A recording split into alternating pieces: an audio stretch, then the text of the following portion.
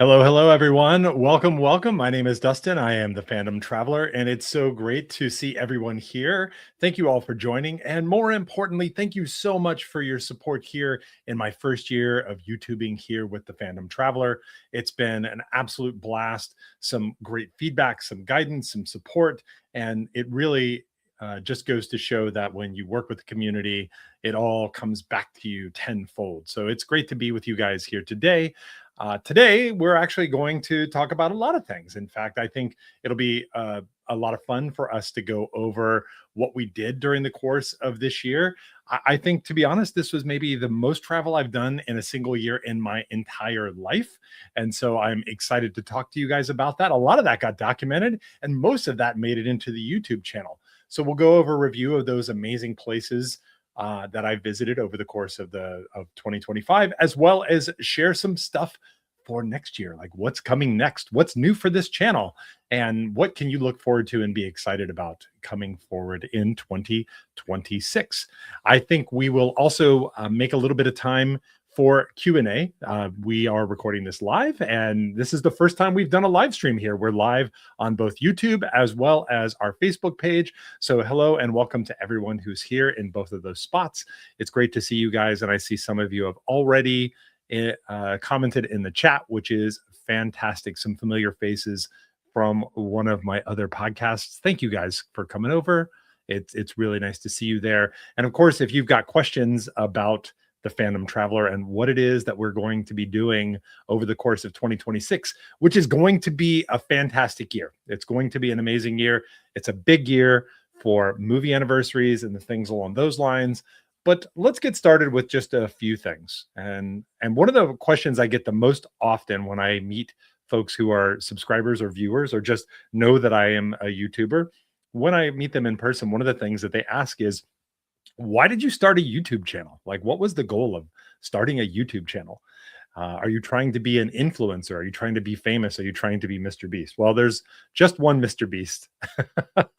And no, that's not the goal, actually.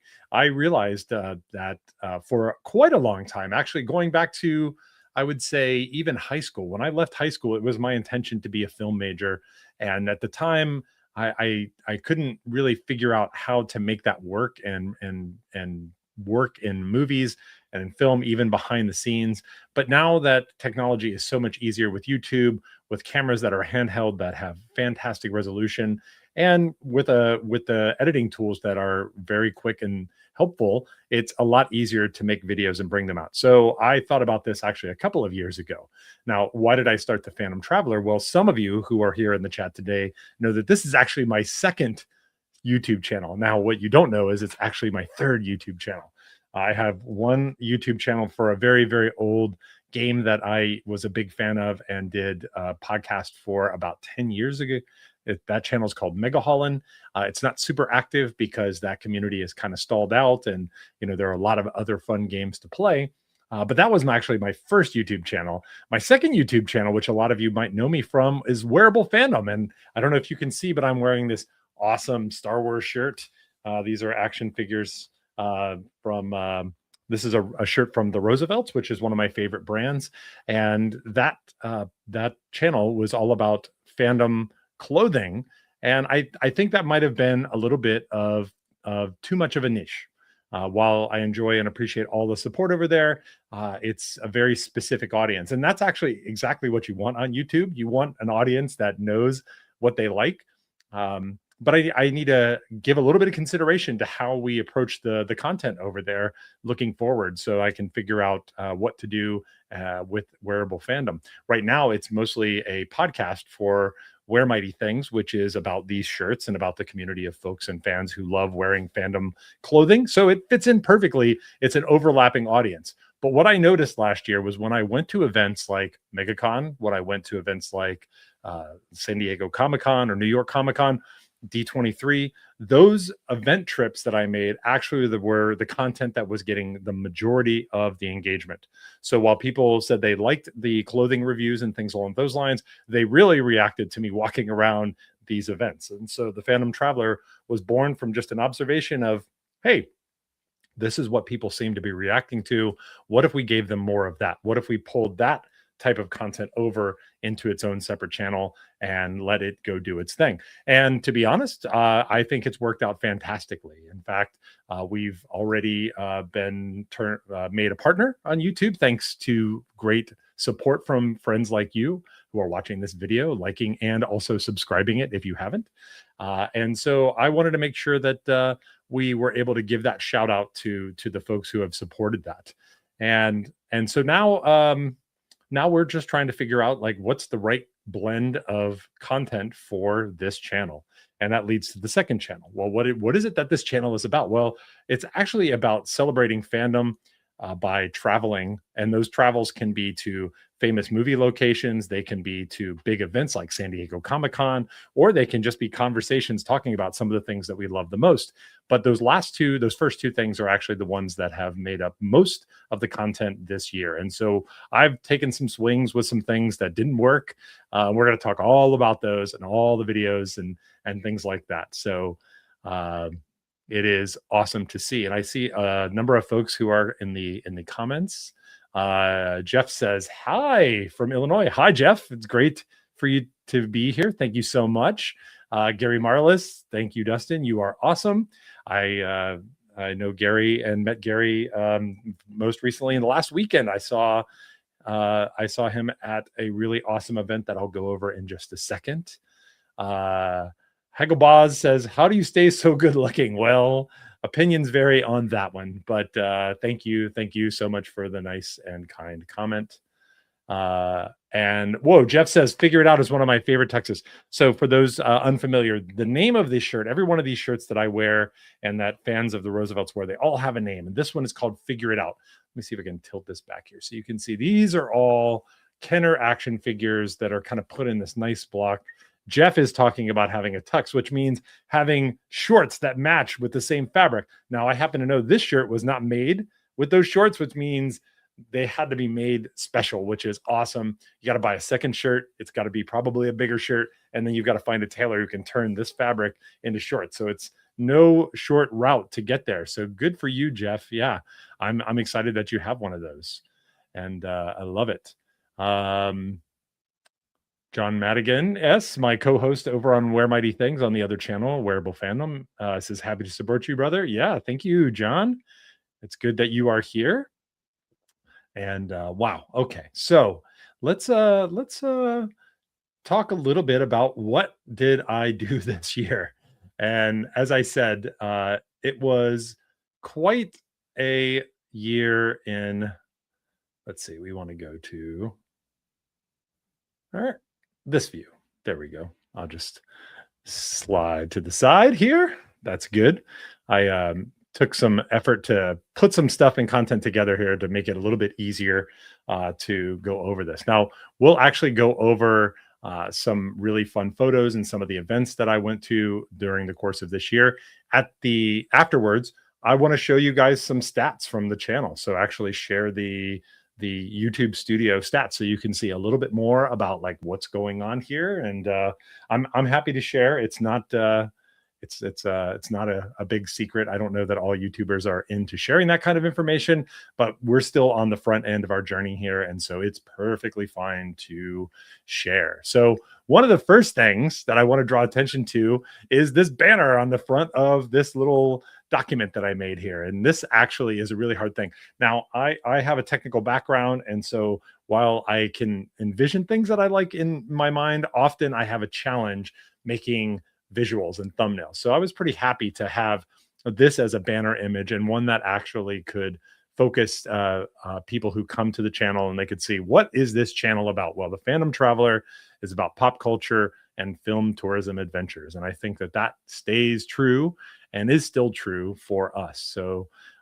let's dive in and kind of get started on our journey. Now, the first event that I went to this year actually was in Orlando. It was MegaCon, and MegaCon was a lot of fun. It was a big event. It's not the very first of the large events that that Reed Pop and other companies put on during the course of the year. The first one is actually in New Orleans, but MegaCon is in February. It's a beautiful time in Orlando. It's starting to warm up, meaning that most of the days are going to be 70 to 75. Cold for Floridians, but warm for people from the Bay Area like myself. And we had an outstanding time. I went to so many different parties. This was actually the very first video that I posted on this channel was a walkthrough of MegaCon. And that was really interesting because when I look back, some people didn't, maybe they knew about the content from the other channel or they had seen it, but of course it's your very first video that you post. It's not going to get much engagement. So if you're curious about that experience, you can go back and find this video in our list. And so we were able to meet a bunch of friends. Featured here in the top left is an awesome channel creator for the love of the theme parks. One of my favorite channels, actually, because he does history deep dives back into what happened in different parts of theme parks. Lots of Disney stuff, but because he's based in Orlando, he can also go into Universal Studios and tell you about what happened there. So that fits into the niche of people who are probably watching this video or interested in movie locations or things along those lines. And he's got a great editing style I just really love, for the love of the theme park. So you should give him a shout out. And we also went to a bunch of different side events. The Roosevelt really celebrates their community. And so the lower right picture there was an event that we went to hang out. And the reason why I picked this photo of the many photos that I have actually of that trip was because the guy and the lady in this, well, there's one person in the middle here on the right, but the two people on the ends next to me and to the end were actually going to Star Wars Celebration. And we had a conversation about that because Star Wars Celebration this year was in Tokyo. So we're in Orlando talking about Tokyo. They had never been. We had a fantastic discussion about Tokyo, and it was just really cool. So that was the way that we started it off. Now, I didn't expect that we were going to get a lot of views for that particular video, but it slowly kind of crept up there. And I was just holding on because I knew when I thought that the channel was going to get traction. And we'll talk about that in just a little bit. So then my next big trip right after, in fact, I was questionable about visiting to MegaCon because it was time to visit the seventh continent. That's right, Antarctica. And this photo is actually in Argentina, in Ushuaia, which is the very bottom tip of Argentina. And that's where you get on a cruise ship and you go across. We'll talk about that just a little bit more in a second. Now, these mountains are kind of right on the border of Uruguay and Argentina. And so it's just really beautiful to see. I don't think this picture actually does it justice, to be honest. But I brought this little Astro plushed animal with me, or stuffed animal with me, to get some photos. We were using that at work because there was a contest to take Astrobot on all kinds of adventures. Well, I took Astrobot all the way to Antarctica, got photos of him with whales in the background, and there was a contest, and I didn't win anything. And I was shocked. I was pretty shocked. So, but it was all right. It was fine. Most importantly was that I got to go on this trip, which was really, really cool. Now, some of you may have heard about the passage between Antarctica and the tip of Argentina. And you can see here, I took a photo actually of the TV in the room while we were on the cruise ship, the World Navigator, which is another video that actually I made. And you go all the way down there to that bottom tip to Ushuaia. You go around, they have a nice little cruise and a little lunch, and they get the boat ready. And then you go on the boat, and then the boat, you can see, makes its way across this little tiny, it's not tiny, it takes 2 days to cross it, but it's this relatively small percentage of the screen. And you get to that white tip there. It kind of looks like a tentacle kind of poking out there. And that's basically, at that point, you are at Antarctica. You are at Antarctica. And so we made our way through there. And of course, there's that water, that space in between is very, very famous because it's called the Drake's Passage. And a lot of people will talk about the Drake's Passage being a very scary place. And in truth, it happens to be a confluence of a number of things: the rotation of the Earth, the amount of water there. Long story short, it tends to be a very bumpy ride. It tends to be a very bumpy ride. And a lot of people don't want to go to Antarctica because they don't want to deal with this. So there are trips where you can fly over, you can just like leave from a different location and fly and land elsewhere. And so you can kind of skip over that. If you get the chance to go to Antarctica, don't say no because you're worried about the Drake's Passage. I'm happy to expand on this and talk about this ad nauseum. It's not great and it's not comfortable, but it's not that bad. It's not that bad. In fact, actually coming back was worse for us than going, because on the way back, that's when we started seeing big stacks of plates falling over in the galley, and it was quite the adventure.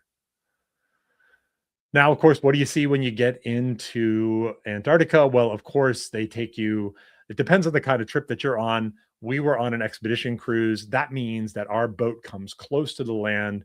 They actually create and scout out a location for you. And where possible, they let you make landfall. So you're actually able to stand on the continent of Antarctica. Now, a lot of people have been to a couple of the continents. A few people have been to five or six. Very few people have been to all seven. I have one continent left to go. I'm actually going to see if you guys can guess where you think, which continent you think I have not been to. Drop a comment down in the chat and we'll see who's right. And so I was able to successfully get off and in multiple different days make landfall on Antarctica. I think I have a couple of photos of that here. Then they have a lot of wildlife there, of course. So you can see after you do a little bit of a tour on foot, they bring you back on to the Zodiac, and then they'll spin you around, drive you around, and then they will take you around, show you some other things. And this was one of the cool things that we saw. We just happened to go around the corner of this big chunk of ice, and here's like these penguins. It's like they're putting on Shakespeare or something like that. This clearly was Julius Caesar that they were putting on a presentation of, as you can tell by the number of people on stage. I don't know. See, you can't quite see Caesar in there, the penguin Caesar. But the point being is that it was just absolutely beautiful. And we really, really enjoyed the time that we had down there. Here's a picture of me at the top of this pretty high.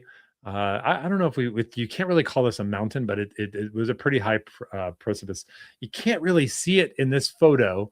I'm gonna see if I can highlight it. Yeah, my cursor doesn't come up here, but in the top, in the left portion, you can just barely make out the boat that we're riding on. It's kind of back there. It was snowing. There were tons of penguins down below in this like little white area. Okay, my cursor is kind of doing its thing here.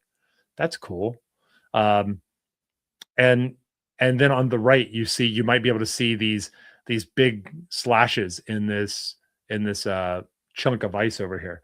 Um, just after I took this photo, a huge slab of ice kind of fell off. And when it falls off, it kind of sounds like a giant tree falling. It's like, and then of course you look and a bunch of ice is kind of floating down there. It's a very natural thing for the ice to fall off. Now, of course, things like global warming are making that worse, but it was kind of an interesting spot to be up here. And of course they deck you out in everything. You've got to wear the Zodiac life jacket here. I'm wearing my big parka. I've got my ski goggles on, but wow, just a lovely, lovely view.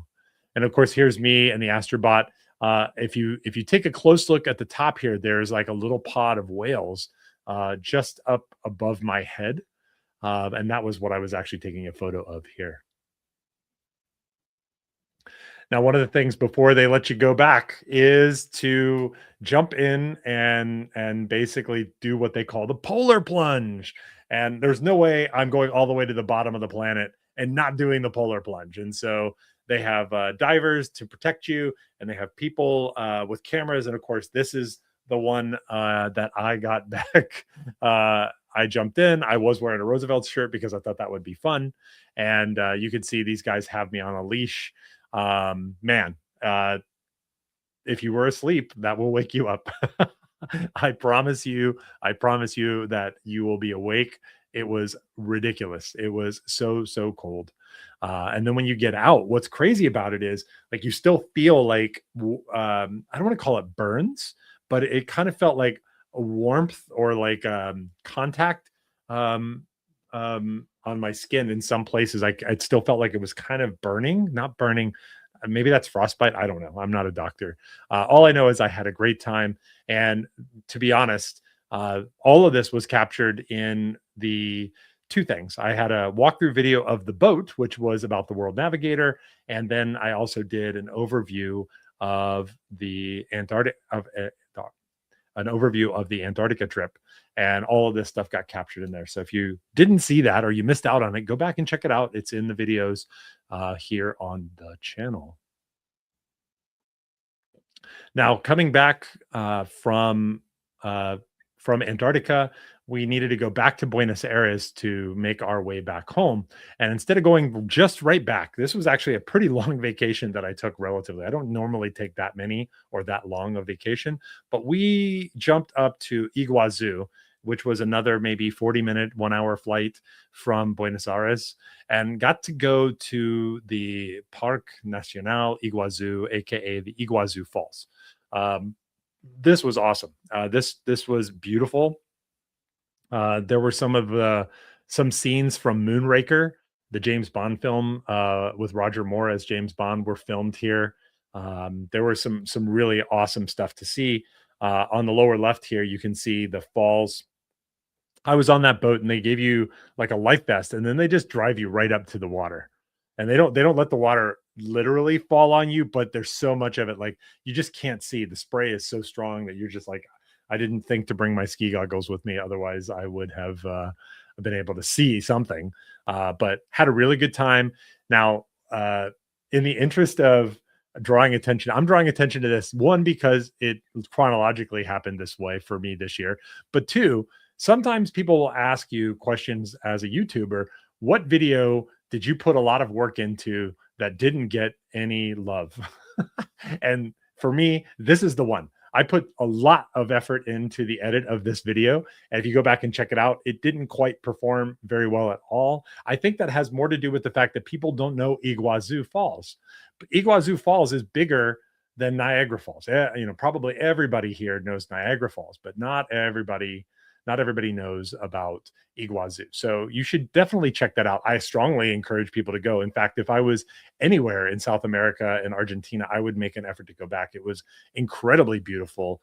Also, the location, a filming location, and I just had a lot of fun there. I think that the performance of that video does not reflect the effort that I put into it and the passion that I had coming out of the park. Checking back in the comments here, I asked a question about who thought what's the continent I haven't been to. John Madigan says Africa. Hagglebaz says Africa as well.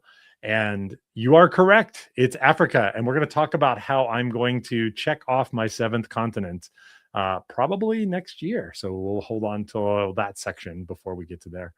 Ron adds, Roger Moore is an underrated Bond. It is true. It is true. I think James Bonds are kind of like Doctor Who's. The one that you first interact with growing up is probably the one that you like the most forever. I don't know if that's always true because I think, other Bonds have been really good. But of course, Roger Moore was probably my first James Bond. Okay, continuing on. This is another great shot of this is the Devil's Throat, and we're looking at it from the Argentina side. That little house on the other side of this location, that's Brazil. That's actually Brazil. So you can see the falls from two different sides. You can actually walk. Walk is strong. You can hike across them, but you've got to cross a border, so you have to make sure you have your documentation. But it is possible to see the falls from two different countries and two different sides. This is technically possible to be done in Niagara as well, but man, this was just so beautiful. Really enjoyed this, and this is actually a UNESCO heritage site, which I knew about UNESCO heritage sites. This means that they are protected places. but I didn't realize that I'd be going to more UNESCO heritage sites during the course of this year. So we'll talk about those in a minute. Now, next up was Tokyo. Now, this is interesting because this is the time when I started second guessing some of the videos that I had shot. So this is actually taken from the Starbucks Reserve Roastery in Tokyo. It was a short trip that I was there for work, but I decided to go off. And I wasn't sure uh, if that was going to resonate with the audience. And so I kind of talked myself out of making this video. I still have all the footage, and this was pre Sakura, which is the cherry blossom season in Japan. In fact, the location of this was looking over the Meguro River, which is one of, in my opinion, the best places to see cherry blossoms in Tokyo. And so I started second guessing myself, and you'll hear that happen again during the course of this video, where I went through and shot a bunch of video, but I wasn't sure if it was actually going to resonate. And so I probably put the pause on it. So it's not as if I can't produce this video. It doesn't make a lot of sense to release a video about cherry blossom seasons in the winter. So I've got to think about it. Maybe I'll go back with a different plan, but this was a beautiful facility. If you've never been to a Starbucks Reserve Roastery, even if you don't like coffee, it's still a pretty cool place to go, because they actually do roast the beans there. You can see demonstrations of that. They also have different alcohols that are available. They have baristas, they have bartenders, and they're all trying to do this like little experimental thing. And you add the fact that it's in Japan with with a Tokyo feel to it, it just elevates everything. So I don't know. I'll think about it. If you want me to just publish any weird video that I have, drop a comment in the chat or onto this video, because you're going to hear that I actually went on a bunch of places where I didn't make the videos, or I fell behind and I just put my energy towards other things I thought would probably be a little bit more resonant. Um, so now, when I got back from Japan, I went to one of the coolest events that I actually went to this year, which was in Tucson, Arizona. I had never been to Tucson, and this event, TravelCon, was held there. As a YouTuber making content in the travel space, even though it's fandom adjacent, I was excited to go there because I wanted to learn from a bunch of other folks who have a lot more head start on me, and also could potentially give me some guidance to help me improve my overall channel results. And I had a lot of success there. So top right there, that's Matt and Nat. If you don't know Matt and Nat, you probably should go check them out on YouTube. I actually subscribe to their Patreon. I'm an actual patron that pays for content from Matt and Nat. And they're a really awesome group. They used to be musicians in Nashville, and now they're part-time YouTubers that go around. They're just a really good time, and they're just very kind people, willing to share knowledge, and they helped me think through a few things about my channel that were really, really valuable. In the middle bottom there, actually, that is an AMA with a few different YouTubers. I put that one there because my friend Chris Rainey there of Yellow Productions is on that panel as well. Now, I had met Chris in 2024 at San Diego Comic-Con. I have watched his channel for quite a long time and really appreciate all of his videos about Vegas and about traveling in Japan and elsewhere. And so I saw him walking through. I knew that he actually did a walkthrough video of San Diego Comic-Con every year. And so we happened to bump into each other, and then we ended up with cameos on each other's channels. And so when I made a little bit of a switch and pivot to move into the travel space, I reached out to Chris. I knew that he was going to be there. I knew that he was going to be speaking. And so that made it that much more of a fun trip for me as well. More about Chris in just a little bit. So I got a lot out of TravelCon, made a bunch of new contacts, got some really great guidance from people who are in the multi-hundred or millions of subscribers. In fact, I also met Mark Walters of Walters World, and I'm positive if you're watching this, you've probably seen a Walters World video. Mark's got 1.3 million subscribers. The YouTubers are just all normal, cool, regular people, and so Mark was very helpful to me, gave me a lot of good advice, and of course, he's a huge GI Joe fan, and so we are collaborating and working on how to make some videos together in 2026. So I'm hoping that that will happen. And he's just a really cool hang. That's what I like. I like people who are a good hang. I don't. You don't have to be a YouTuber. I just want to hang out with people who are fun to be around. Now, a little bit later, after I came back from Tucson, I ended up going down to Santa Cruz, which is not very far away. And I went to a wedding. On the way back, I actually went to the mystery spot in Santa Cruz. And I don't know if you guys know about the mystery spot, but the mystery spot is kind of a famous little tourist attraction. I also shot a bunch of video here. As I was going back through the edit, I felt like I was missing some things, and so I did not release that video. I've actually kind of put that in the hopper to go through and edit. So this one will very likely get released, but had a great time. It was cool. It was fun. Saw banana slugs. And if you are, I should have thrown this image into this, into these materials, because in Pulp Fiction, when Jules and Vincent are getting sprayed down by the wolf and by Quentin Tarantino, one of the shirts, John Travolta wears a shirt that's the what is it?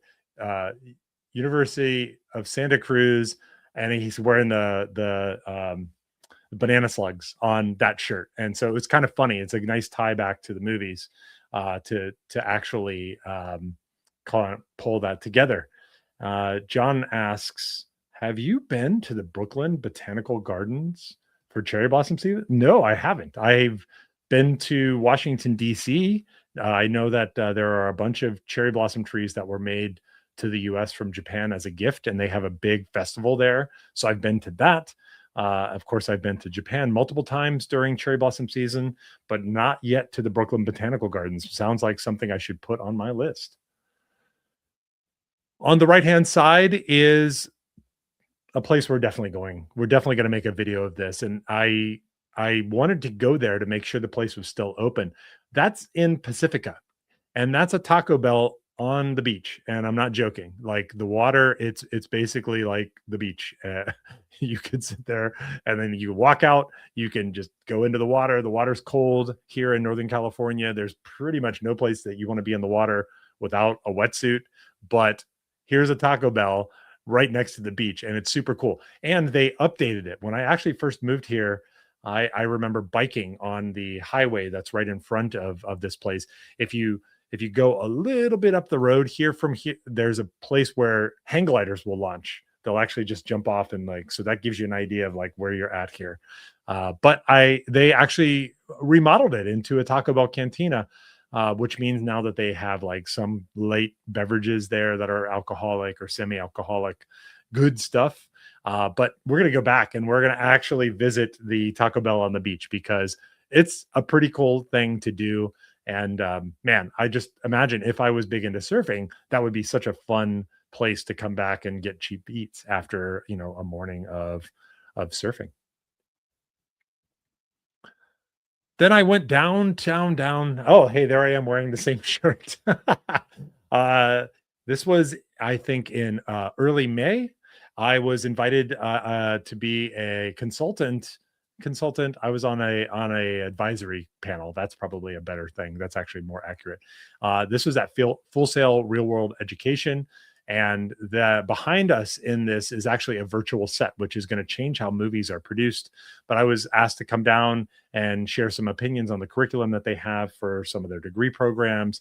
I took advantage of that opportunity and went over to Disney Springs, where I made another video that was a lot of fun and got to walk around and show what the shopping was like. They also have the boat car there, which is something that's really awesome in that video. If you missed that video from Disney Springs, go check that out, because you can see the car that drives into the water and then becomes a boat. It was actually a really cool thing to see there. Had a really good time. Also meeting with some other friends, Vacation Request, which is a faceless YouTube channel that covers cruises. It covers a lot of Disney and Universal stuff. So if you're interested in those things, you should check out Vacation Request. Yeah, let me throw that down there as well. Yeehaw. Okay. Now, let's keep going here. Boing.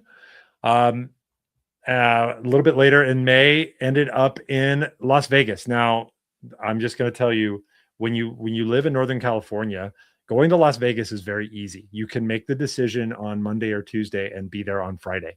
The rooms are available.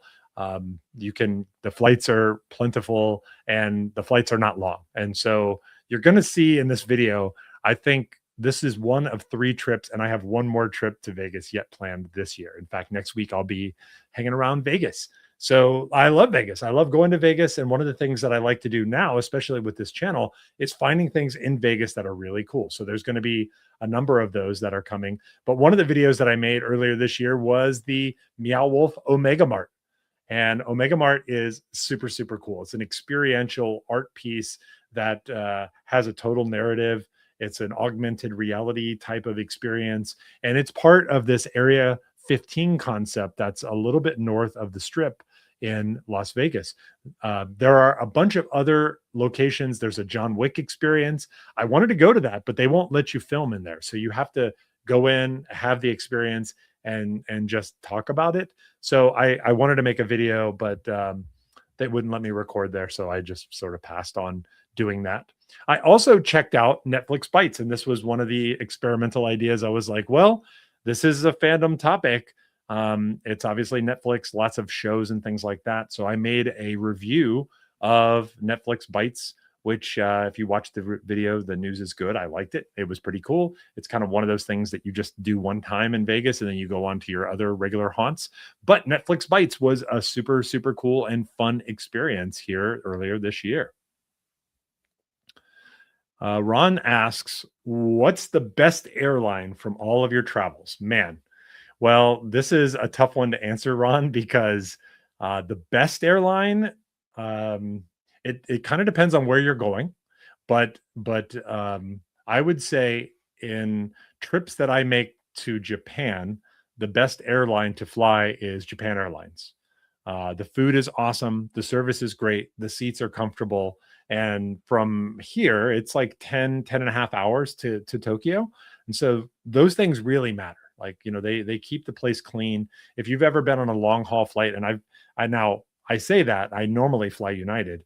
But if you've been on a United flight that's 10 hours long going to London or going anywhere, those bathrooms are an absolute wreck by the time you get finished, right? There's not a process to keep them clean. Japan Airlines, probably the best airlines that I've flown. I'm sure there are others like that. In fact, if you've got other suggestions of airlines I should try, you should drop a comment down below because I would love to talk about those. Okay. Ron also adds the Omega Mark video was really cool. Thank you. Thank you so much. I appreciate that. Hagelboz says there's a Roosevelt's meetup at the end of January. Yes, I am thinking strongly about attending. So maybe I will see you there. Yes, going to watch The Wizard of Oz at the Sphere. Hey, it sounds like a lot of fun. All right, now continuing on. Let's see. Now, the next trip was a big one. A big one. It was Star Wars Celebration. So Star Wars Celebration happens every other year. And this time it was in Tokyo. A lot of times it can be in Anaheim, it can be in Orlando. It's been in England, I believe, once. And so this time it was in Tokyo, and I was able to go. This is when the channel really started to get some traction. And I kind of expected this because it's in Japan. There's lots of Star Wars fans. They're going to announce news. There's going to be lots of exclusive stuff there and just cool cosplay, just going to be fun to be there. And so I knew that this was going to actually be a really differentiating moment. And so a couple of the videos that I posted from this event actually got close to 10,000 views. This kind of content times out after a while because there's the next event. Celebration goes away, then San Diego Comic-Con comes, then New York Comic-Con comes, and so this kind of video doesn't really last all that long. And that's something I need to think about because while I enjoy being first to show people what it's like to be at these events, I'd also like these videos to have longer legs. I want to think about how I edit them so that they'll still be interesting to watch a year from now or 2 years from now. Like, I don't want to just build them and have them be low effort content that gets a lot of views. So open to thoughts on that, but that's something that I'm giving a lot of thought to. How can I improve this content so that it actually will be the kind of thing that people will search for and find and want to interact with later on. Now, I had a really, really good time. It was a different part of Japan than I'm normally used to hanging out in. Yes, it was still the greater Tokyo area, but it was the other side of the bay. It was in the building called Makuhare Messe. And I just had a really great time being there. I made a killer video about all the cosplayers that I saw there. And next time 2027, not 2026 but 2027, that's going to be the 50th anniversary of the very first Star Wars film, A New Hope. And we are thrilled that this event will then be in Los Angeles. That's going to be awesome, and I have a lot of plans and a lot of thoughts about how we're going to get ready for Star Wars Celebration in 2027. Now, while I was on this trip, I also discovered something else. And this is another video that I have in my back pocket, but I've yet to finish it. The Pokemon Company actually partnered up with different municipalities in Japan to decorate some of the manhole covers. They call them Poke Lids. And I found a bunch of them. In fact, I found all of the ones that are officially in Tokyo.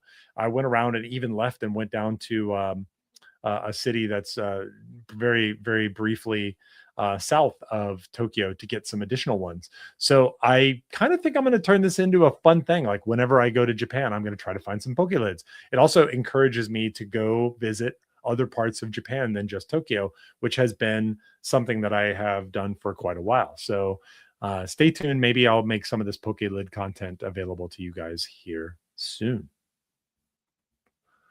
After that, I flew directly back from Star Wars Celebration, made my way down to Fort Lauderdale to jump on a cruise with a bunch of my friends here.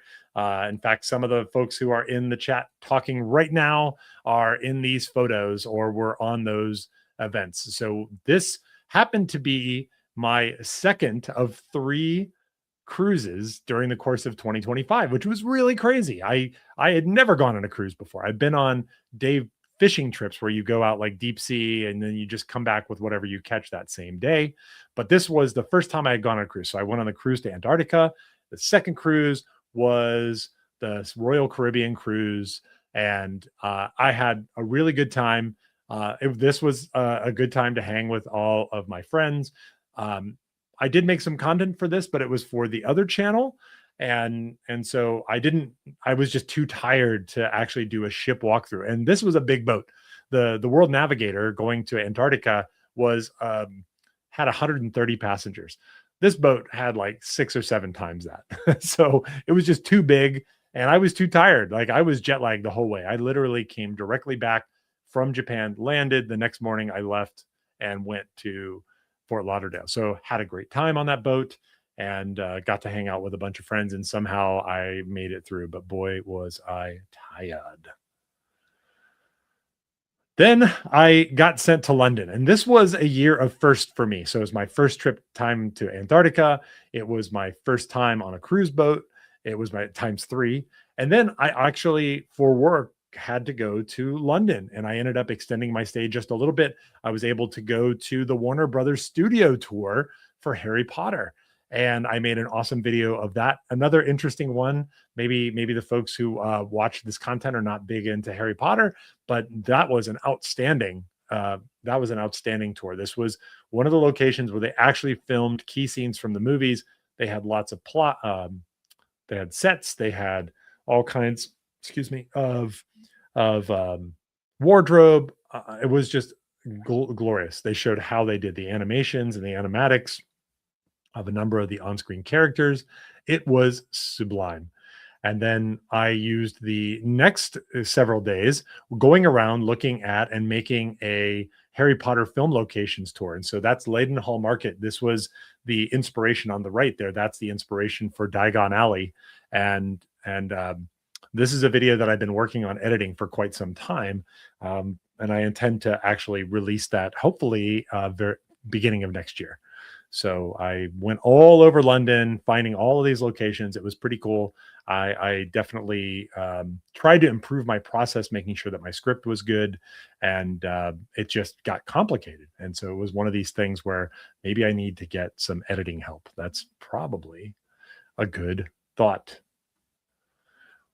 Then I ended up in May. I was up in New York. I was just there for a weekend, but I ended up staying right next door to a very famous location for films. This was the building that was used as the Daily Planet in the original Christopher Reeves Star Wars movie from the late 70s, early 80s. And I didn't realize it, but it was literally next door. So I walked out, and that's the Daily Planet right there. It was sort of preserved in its original capacity. They let the public walk in and take a look around, but you can't go in it very far. You can't go past the gates. But it was pretty awesome. And one of the things that they actually have in the lobby there is a shot of Christopher Reeves, um, and is that Margot Kidder, I think, in front of a couple of the clocks there. And so I think that this was just a really cool find. Not that it was that much of a secret per se, but it was just a lot of fun. And I'm glad that we were able to discover it. I just kind of dumb lucked into it. It wasn't a plan. I wasn't looking for it. I just somebody said, "Hey, next, did you know the Superman building is next door to your hotel?" And I was like, "What?" So it was pretty cool to just walk over there and actually see it for myself. So it's really great. Now, while I was on that trip in New York, I ended up getting invited to another big community event that was in New Jersey. Now, I don't know how many of you are fans of the TV show Severance on Apple TV, but this is Bell Lab, which is the Lumon building from Severance. So I took a bunch of photos of the exterior. The exterior is what they use. They actually did film a little bit on the interiors there. So they changed it quite a bit, but the organizer of this event knew and was a fan of this show. And so they were really keen on having everybody show up and participate. The facility was awesome. Now, here's the crazy part. And just so you understand, I have now watched all of Severance. I've seen, and I'm up to date on Severance. At the time, I hadn't seen it. So I didn't understand the significance. It's one of those things where you're kind of in a place and you're like, oh, this is one of those places. Well, I didn't have the significance. Now I get it. It's a really cool show. I wish I had known that before I went there. I would have been able to enjoy and appreciate it just a little bit better. But I didn't there, but I did take some photos. And I also spent the most on a cab ride, an Uber ride back to the city. It cost me like $150 to get back to the city from this place. That's how far out in New Jersey we were. Now, bouncing back to Vegas again, I wanted to go down and take a shot at the world famous Vegas sign. I got that. And then I started looking for filming locations. The little Church of the West there, that was actually a location where Elvis, there was movies that Elvis was a star in that were shot there. And I got a few other locations while I was there, but I didn't get enough to actually make a video. And so in that case, I have pieces and parts. I just happened to be staying on the southern end of the strip that time. And so this was walkable for me. In fact, actually, I just walked down there and just did it early in the morning before it got crazy hot, and got a couple of photos there. So probably no video coming out of this one, but I'm on the look. I'm on the prowl. And there I am wearing that hoverboard shirt again that you saw me jumping into the water into Antarctica with. So there it is. Then I went back to London, and one of my favorite artists is the Japanese painter Yoshitomo Nara. And the Hayward Gallery in London actually had an exhibit of Nara. I actually have thought many times about posting this video because I don't know how many people are fans of Nara. So I have all the footage. I think I want to make this video for myself, and I'll just post it up. But I really, really like the style that he paints in. This exhibit was outstanding, and I've got more than enough content for an introductory video if you're curious about him as a painter. While I was there as well, I also took the opportunity to go check out the Buckingham Palace. Happened to go there in the evening, and I went over and walked across Abbey Road, which resulted in the Abbey Road video. that I posted on the channel a little bit later. Now, that Abbey Road video is the first time that I actually worked with an external editor. And it's something I think I need to do before because I'm getting backed up on videos. I'm slipping behind, and of course, time moves forward. I don't want to lose out on the effort and the time that I've put into some of the videos, at least to get them captured. So I may actually need to lean on some editing help in the new year. But it was great to be able to walk across there, and the video that was edited, I thought was quite good. Ron asked a question. How much thought do you put into the wardrobe that you take with you on these trips? Great question. It's a themed, if it's going to be a themed trip where I know that I'm going to be going to a specific place and I have the right shirts for it, I will bring the shirts along. So there's going to be some more Back to the Future content. You're going to see that hoverboard shirt again, I think. And so I will try to plan for it if I can. When I went to Star Wars Celebration, of course, I had all my favorite Star Wars shirts. So I do put a decent amount of focus and thought into it for sure. It's an important part. But I will also say I like to travel relatively light, to be honest. I will bring a backpack with me, and I'll bring a single carry-on, and I try to get it done with that. I don't want to bring 30 options, and 10 pairs of shoes. It's just not conducive to actually being an effective traveler in my mind. Next up was Comic-Con. Now, this was actually the point in time where I thought the channel would start to pick up steam.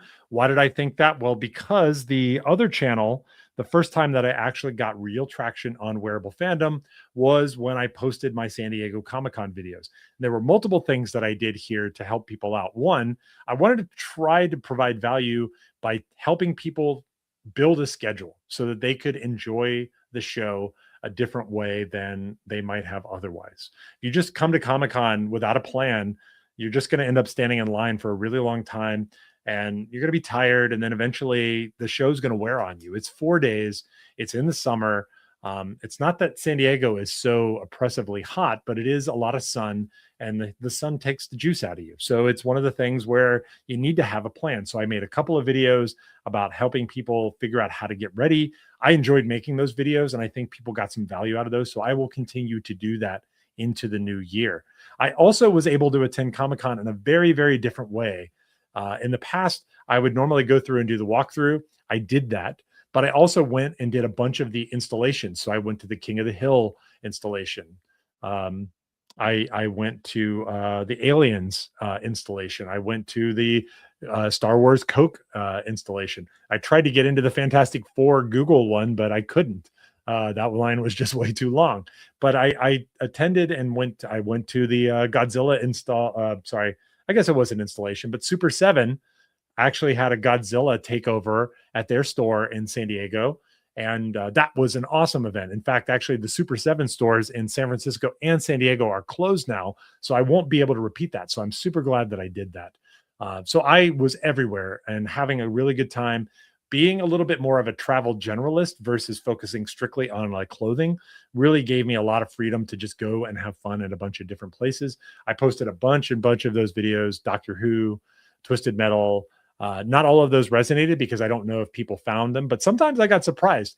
The Godzilla video got a lot more views than I expected. The Doctor Who video got a lot more views than I expected. Either way, San Diego Comic-Con, just a ridiculously fun show. And I have goals for next year that we'll talk about in just a few minutes. Now, this is another fun thing. I mentioned Chris from Yellow Productions. Chris was very generous. I wanted to do some collaborations at San Diego Comic-Con, and Chris helped me out with them. I have a video that I've been working on that I will post. It isn't specifically dependent on time. And so that's my first attempt to try to take the transitive content of shows like this and take it out of time. And so I actually went on a scavenger hunt, and he helped me put it together, and then he actually shot the video, helping me out. So that's super fun. I really enjoyed and appreciated it. If you ever see this video, thank you so much. It was super nice of you. I really appreciated the guidance that you gave as well. Then we had a really nice lunch went our own separate ways. And hey, you know what? Maybe you'll see more of Chris on the channel here in the future. Also got to go to Mosh Isley while we were at the event. A bunch of these people that you see in these photos are friends of mine. The biker scout, boy scout, and the punk trooper. I know those guys. Of course, I'm in this photo, and the people right around me as well. It's lightsabers. It's a lot of fun. It's great emo punk music. I don't know if you can see it, but up on the stage to the left of the punk troopers, there's a Chewbacca with a headband. There's a guy who has a Millennium Falcon as a base. If you get a chance to go to Mosh Isley, they have them in a few places. They'll probably do one in Orlando for MegaCon. They'll probably do one again for San Diego Comic-Con. They did one year for New York Comic-Con, but I bet that's really expensive. So I don't know if that's coming back. But if you're at one of these events and Mosh Isley is available, go. You'll sing. You'll have a bunch of fun time. You can get a lightsaber. You can just have an absolute blast. Highly recommend Mosh Isley. All right. Now then I took off and went to Montreal. Oh my gosh. So this was another first. So now, of course, I've been to Canada a few times, but I had never been to Montreal. I didn't shoot content because I was just there for a day and a half, but I did get to go into this really awesome bank that's been converted into like a coffee place. It's a very historic building. You can see all of the ornate decorations in here. Now, I mentioned at the top of this cast that I actually was originally a film major. Well, before that, back when I was in ninth grade, I was an architect major. I wanted to be an architect. And so whenever I go to buildings like this, I love seeing all of the fantastic decorations. And really the fact that, this building's been around for 120 years, which makes it really, really cool. And so I wanted to just take a shot of that. On the right-hand side is a piece of the Berlin Wall.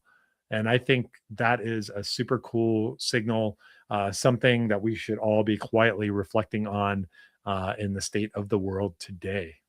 So no videos came out of this other than me going to a place where a guy made fresh noodles. It's ridiculous. I literally watched the guy make the noodles in front of me that I was going to eat. He asked, how thin do you like them? I didn't know what he exactly meant, but I was like, I gave him a number. I think I gave him a 6 or 7 or whatever. And then he basically threw them in there. So you can get everything from like a vermicelli or an angel hair to like a thicker udon type noodle.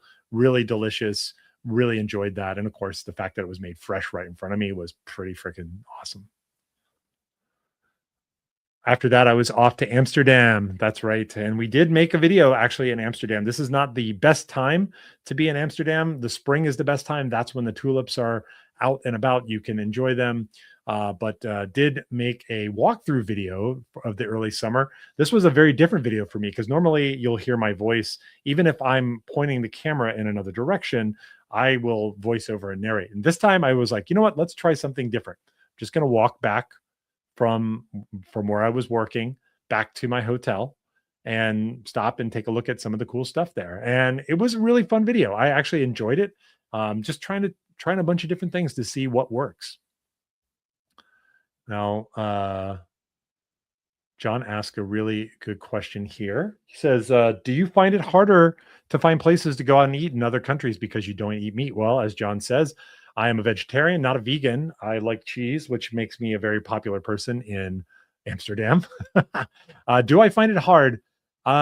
Sometimes it can be a little bit tricky. I'm also a little bit of a self-proclaimed, but everyone around me agrees, picky eater. And so that makes me a little bit of a tricky hang when it comes to trying to coordinate where can we go. So if you want to go eat the weird thing in Japan, probably I'm not the best person to invite to that. If you're going to eat something plain and regular, well, then I'm probably your guy. So sometimes it can be hard, but I don't think I find it too hard. In fact, sometimes I'll just go to grocery stores and just buy the ingredients of what I want to make, and then I'll just make the food myself and eat it instead of going to a restaurant. After Amsterdam, I had a little bit of a break, which was kind of crazy. I wasn't expecting that. And I wanted to start doing content around San Francisco. So that's where I live. San Francisco is in a lot of movies. It's been in a ton of films. In this First picture here, you see the painted ladies. This is one of the most iconic shots from Full House, and you can see it was a typical overcast day here, which is why the colors aren't popping. But we also have other cool things here, like the cable cars. We have a Nintendo store. And so I thought about it, and I was like, I've got maybe 6 weeks before I had to go anywhere. And so ultimately, I wanted to start producing a bunch of that kind of content. And so I have that. I have captured a bunch of that. I'm going to be making more. And so you'll start to see that stuff rolling out in the new year. Then I went on cruise number 3, and I mentioned I went from 0 cruises in my life to 3 cruises in 1 year, which turned out to be kind of crazy, to be honest. This time it was on Virgin ship, Virgin Voyages. Uh, I want to say it was the Painted Lady, but I'm not quite sure if that's the original name of the boat. This one actually went down to they don't actually have a private island, but they share one with Resorts World, which is the same casino that's in the north end of Vegas Strip. This was a really awesome cruise. I got to be honest. The first cruise went to Antarctica. The second cruise, I went and hung out with friends in Bahamas. The third cruise, we kind of like went out and just putzed around out of Miami. And I can say that this cruise had the best food for sure. Had a lot of great modern kind of sensibilities about the different restaurants. I liked how it was all set up. I really enjoyed Virgin, so I absolutely would go again on a Virgin cruise. I don't think I would not go on the other cruise. Like there are some people who are, how do we describe them? Loyal to Royal, which is like Royal Caribbean. Royal Caribbean is great, and I think I enjoyed the cruise that I went on with friends. I was jet lagged, so I probably wasn't able to like really appreciate it as much as I would have if I was better rested. But by the time we ended up getting onto this Virgin cruise, it was really cool, and I love the fact that they give you a little wristband, and everything is done with your wristband. Now, what's my claim to fame on the Virgin voyages? I won trivia 2 times. They have actually like trivia. I won trivia 2 times, and that was pretty outstanding. People were like, "No way, you guys didn't win again." Yes, we did. After that, it was back to New York again for New York Comic Con. And again, this was a big burst. I think it's not just the fact that New York Comic Con is a big event, but it also happens to come at a time of year where things are starting to quiet down for the year. So I was there a little bit early. I went through Times Square, posted a video of just my walkthrough of Times Square, which I thought was really fun. Something to see. I also got to go to a concert there for a band that I had really wanted to see for a long time, but I never knew that they were when they were going to be around. They were down the street from my hotel, so I was just like, I'm going. So I went and saw Toad the Wet Sprocket, which is a band that I knew from my younger days, and then of course spent a lot of great time with friends at New York Comic Con. I shot this show a lot differently as well because of the fact that I was doing much more general stuff, and I think the view counts reflected that. People were thankful that I took the time to walk through. It turns out that I got a lot of compliments on the directing my camera, because some people, like, I guess, move too quickly and they just make people nauseous. We also got to meet that crazy Galactus, and I don't know why I didn't pick a photo of him to stick on this slide, but we met this Galactus. He's like 13 feet tall, his cosplayer. We interviewed him and on the cast. My friend John Madigan here in the chat was the one who held the camera while I tried to interview those guys. It was super fun. I really enjoyed it, and man, that was quite outstanding. After that, I went back to Japan again, and this time it was for a 9-day trip. And normally when I go to Tokyo, no, let me rephrase that. Normally when I go to Japan, I'm going to Tokyo. That's usually what it is that I'm doing. And so this time it was actually really cool to be able to it was really cool to be able to actually go to some different places. And so I went to a number of different places this time. The top left photo there is actually outside of the Tokyo station. That's one of the oldest hotels in Tokyo. Across the top there, that's Fuji-san, Mount Fuji. A lot of times when you go by Mount Fuji, it's very foggy and cloudy. You don't see Mount Fuji very well. Then here in the middle bottom. This is from Kamikochi, which is the Japanese Alps. It was quite beautiful. Really enjoyed it. So visited Nagoya, Kyoto, Osaka, and then went ultimately to Fukuoka. On the right hand side now, this little girl, this little anime girl, is actually a um, really interesting character. Her name is Haiji. Haiji is the Japanese name for this character. It's Heidi, like the girl from the mountains, except this particular Haiji character was illustrated and animated by one of the two founders of Studio Ghibli. And so Miyazaki is the one that you know, while the other one is the guy who directed, and now my brain has just slipped his name entirely. So I guess that's just the way it's going to be, unfortunately for me. But after making Haiji, uh, they went on to found Studio Ghibli, which resulted in My Neighbor Totoro and Kiki's Delivery Service and Spirited Away, The Wind Rises, like so many amazing and famous classics that are known are also available, I think, on Disney Plus. So I have a whole video coming up about Haiji and this awesome location here. So I think you guys can look forward to that in the new year. We also continued on to Kyoto and the famous Torii gates on the left.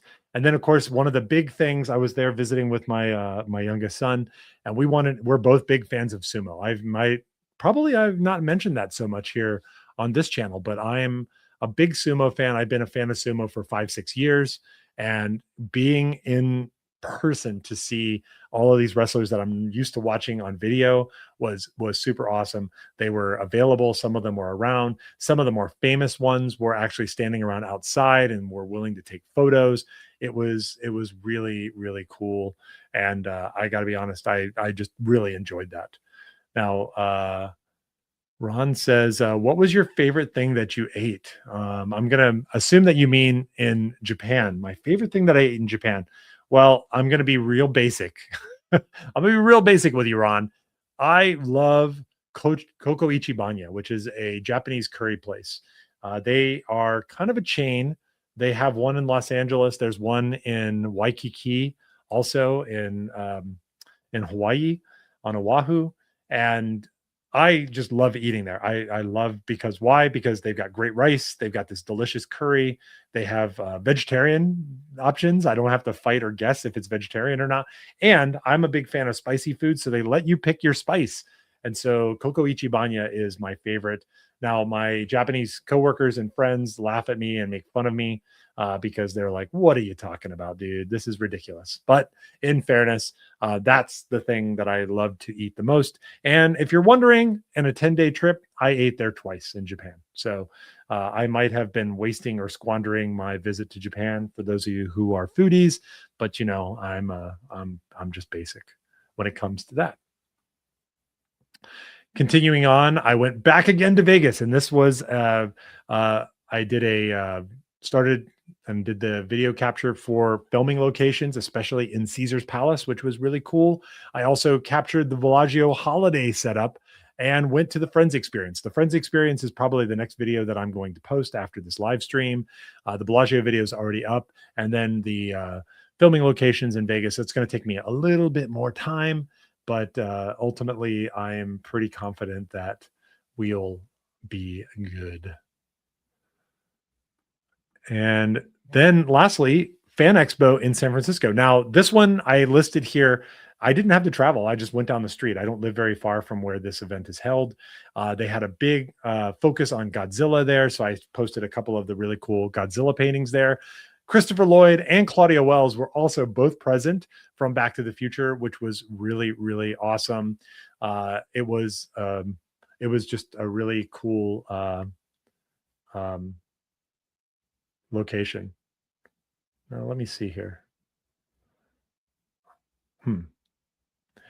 Question I have for you guys: is my face covered up, or do you guys see me clearly in the camera? So I'm wondering, do I need to step over here or do I need to step over here?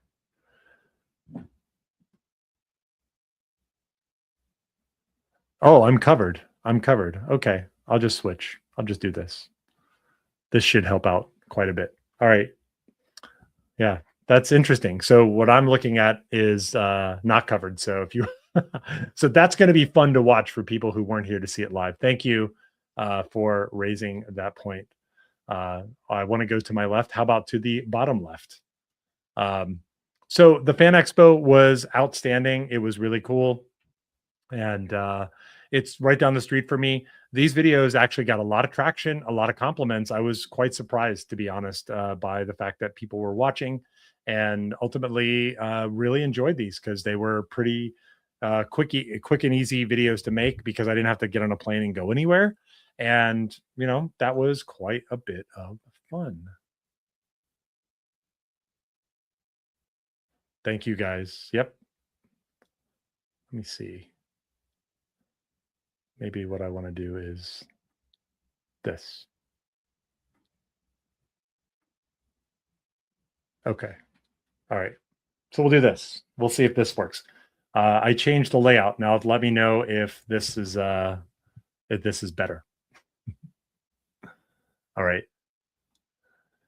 And then the last thing that we did was went to Burbank, and I was there actually for a different reason, but we did a Back to the Future filming locations, which was pretty cool. Top left there, we went to Marty McFly's house. The owner was really cool. Lower left, that's the Gamble house, which was Doc's house in Back to the Future. And then on the right, I went to the Burger King there where Marty sketches after leaving Doc Brown's workshop in the morning for the first time. Pretty cool. I had a really good time. That's going to take a little water. Slide to my right a little. Okay. How's this?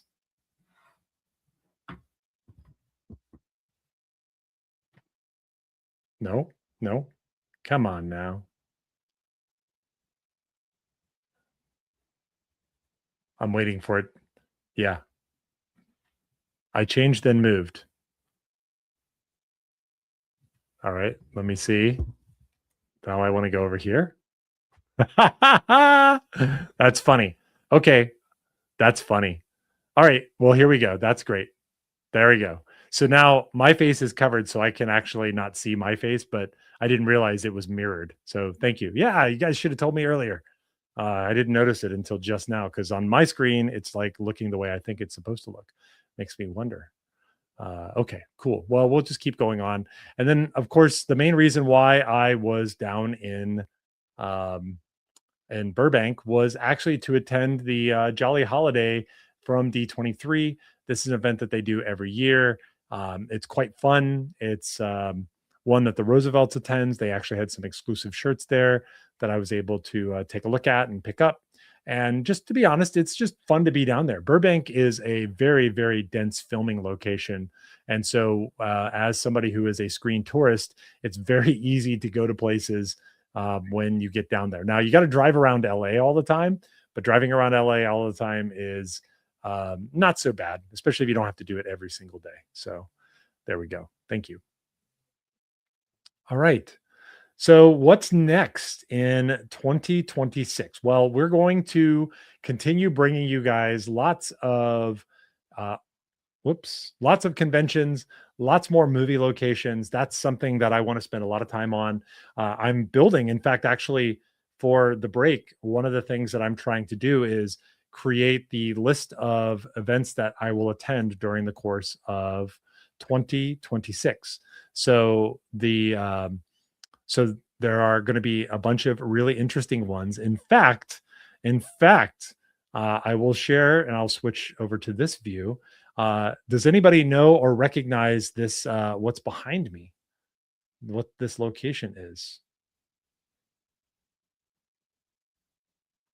This is actually the City of Arts in Valencia, Spain. And it's actually been used in a bunch of things. It was used in a couple episodes of Doctor Who, but it's probably best known most recently as being the The Legion of Doom headquarters. I like the Legion of. I like that. That's a great answer. Nope. This is actually the Imperial Senate in Andor. Andor was actually filmed here. And so one of my goals for 2026 is to actually do an Andor tour, top to bottom, starting in the north of the UK and then going all the way down to Portugal and Spain and going to a bunch of those locations. So that's one of the actual um, that's actually one of the events that I want to attend. Now, there's going to be a lot of really cool movie anniversaries that are happening next year. Top Gun turns 40 years old, and San Diego is a hotbed of filming locations there. So I'll definitely be looking to head over and check that out. So there'll be more conventions. I'm not committed to doing the same exact convention. So I will say New York Comic Con is the lock. San Diego Comic Con, also a lock. MegaCon, maybe. MegaCon's a big event. I like it, but I may not go to MegaCon this time. So I'm thinking maybe Toronto. I want to try a few other events that I haven't been to in the past and be able to bring some different looks. Because to be honest, a lot of these end up being the same. I like that New York Comic Con is not the same. I like that San Diego Comic Con changes as well. Denver might be on the list, Ron. So we'll take a look at Denver as well. Okay. So then one other big thing that I want to one other big thing that I want to let you guys know about here, and I guess I will say after this next one, I would love to take any questions. So if you've got questions, we can move into a live Q&A. And if you don't, okay, great. Well, then, we've had our year in review. But before I show you like the stats on the channel, I want to leave you a chance for you guys to ask a few questions. But what's the big announcement that I actually want to make before we move on? I want to announce that we're going to start a new podcast actually from this channel. And this is what it's called. It's called Let's Set Jet. For those who are not familiar, set jetting is the term that fans of screen tourism use. We're set jetting. We're literally getting on a plane and flying to the set of Jaws, of Back to the Future, of Star Wars. So I'm actually going to start a podcast around this because I found a really awesome community of people. There's lots of people to learn from, and there's lots of events to actually promote. For example, there is an event not that far from me called the Forest Moon Festival in Humboldt County. That's one of the filming locations for Endor in the original Return of the Jedi film. And so they actually, the local film and tourism commissions put on these events every year to try to bring people in. And so I want to attend some of those events because I think we're going to meet a lot of really fun people. I think we're going to learn a lot about those locations. And if it's the kind of place that you would like to go see, it makes it very easy for you to end up there. So I've already got the first podcast episode recorded, and we'll be doing that during the course of the year. So I'm very excited about that. Look for that in the new year. And it's going to be a lot of fun. Okay. Now let's transition over into questions, Q&A. If you've got any questions for me that you're just dying to know about, whether they're about my travel preferences or just something you want to know about the channel, about YouTubing, etc., now is your opportunity to ask. In the meantime here, I'm going to get my audience stats ready here so you guys can see the behind the scenes setup here.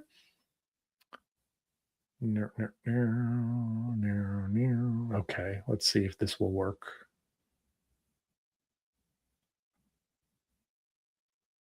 Okay, great. It works. Okay, a couple of great questions here. Hagelbaz asks, what are your travel hacks? I travel a lot, so I have a lot of I have a lot of them.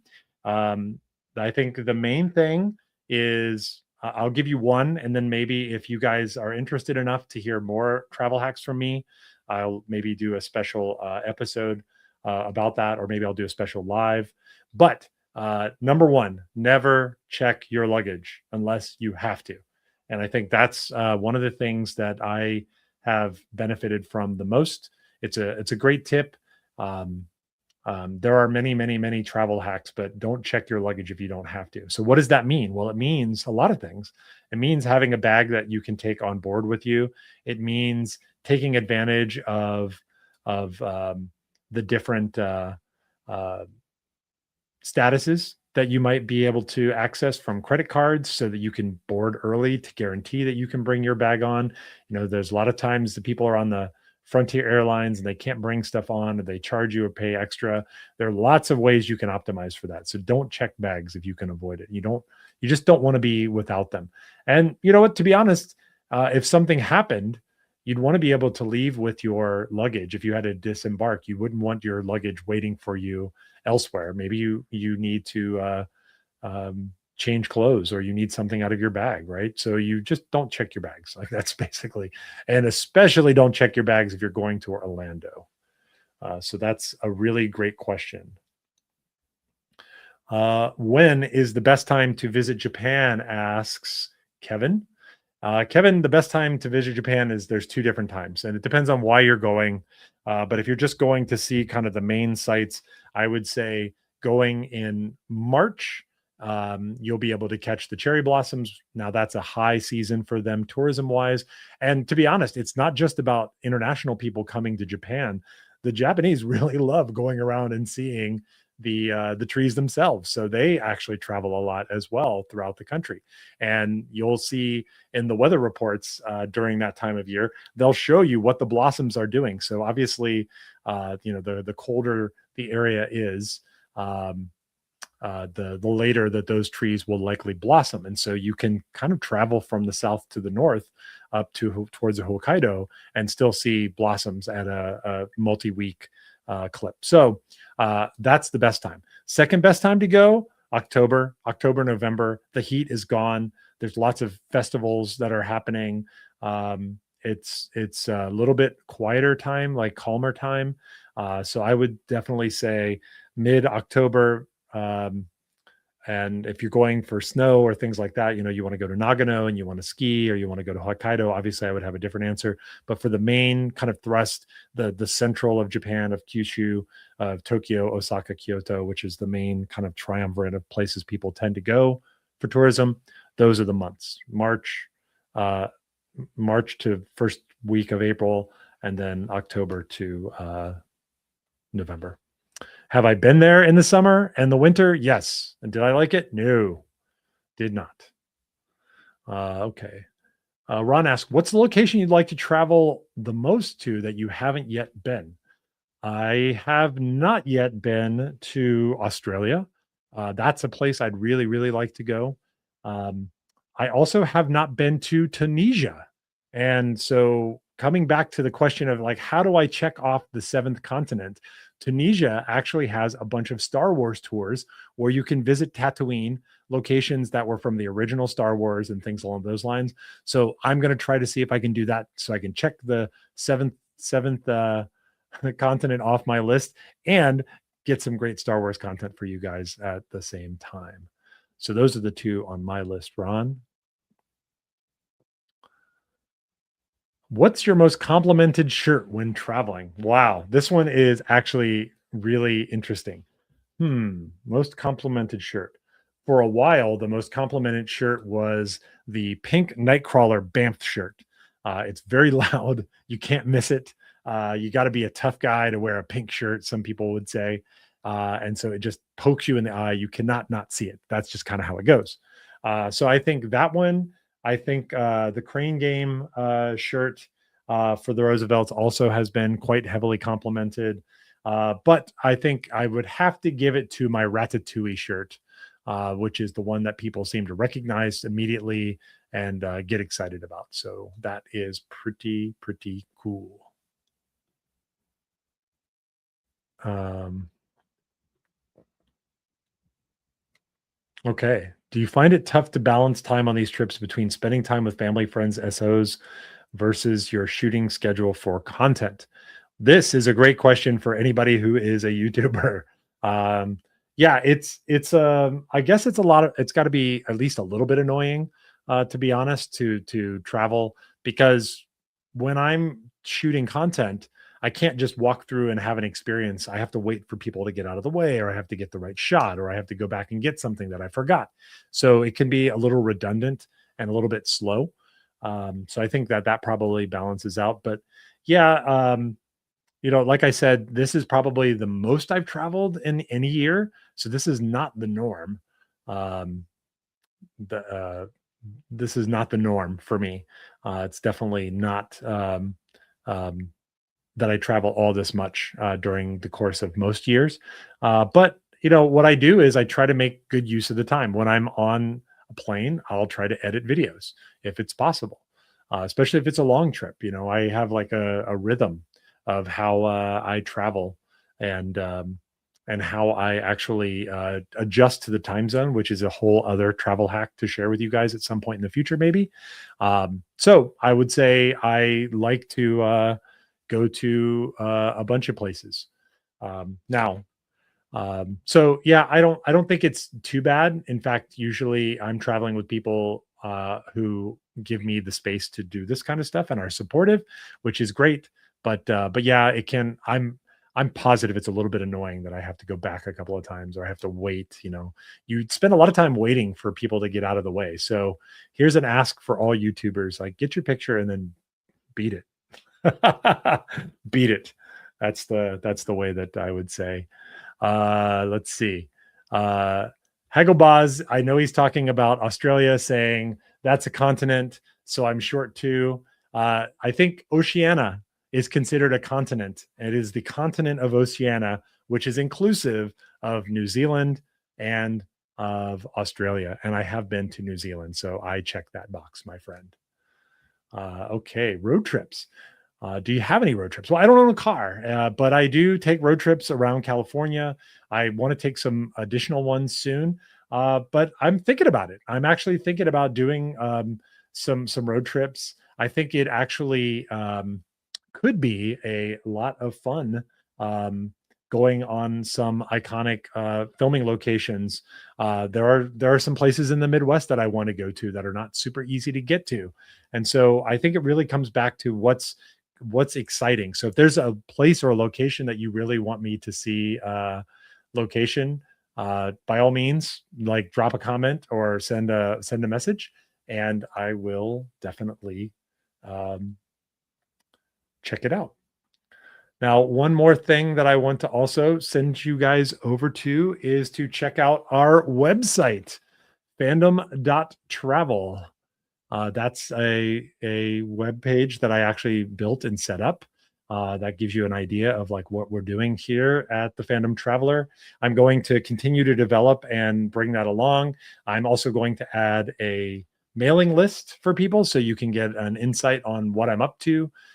People have asked if I intend to set up a Patreon or something like that. I haven't been motivated to do that, to be honest, so far. So I am just getting started, but you can check out fandom.travel and you will see what we're up to.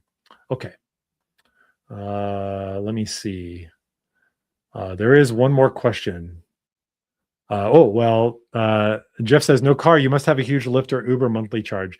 Not really. I mean, when I go to the airport, I can take public transit, but it takes 45 minutes and it's a little bit extra dodgy. So I will pay for Lyft and Uber going there. But most of the places that I need to go, either there's public transportation within San Francisco, or I can walk there. To be honest, I don't overspend on Lyft and Uber. We also have Waymo. We have Waymo here, so I can get an autonomous car. I didn't mention it, but I did a video on Waymo. If you're curious about what it's like to ride in a self-driving car, check out that video on the channel as well. And the last question here for now. Do you have something that you try to collect everywhere you go? That's a good thing. That's a good question. The answer is no. I used to try to get like little rocks that were like appropriate for the location. So I would get like some type of uh, pumice or jade or something like that made sense. But I kind of, then it meant I was collecting a bunch of rocks. What I do try to get for my mom is a spoon. My mom has like a collection of spoons from different locations. And so if I'm anywhere new, I will definitely look for one of those spoons. Yes, maybe like the cheesy one in the airport where it says location, you're in Montreal. I'll try to get one of those spoons for her because she really likes to collect those. But no, I also do not collect much. All right.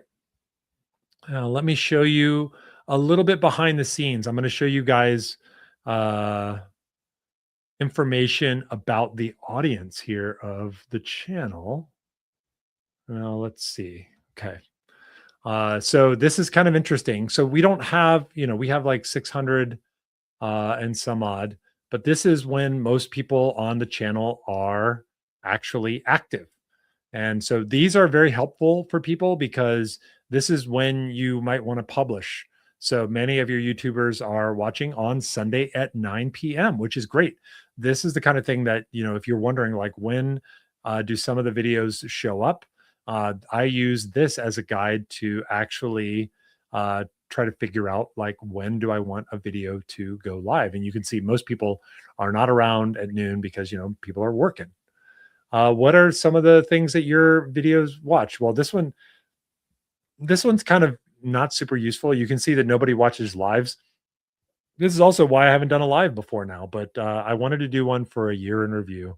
And so I think it was really cool to be able to do that.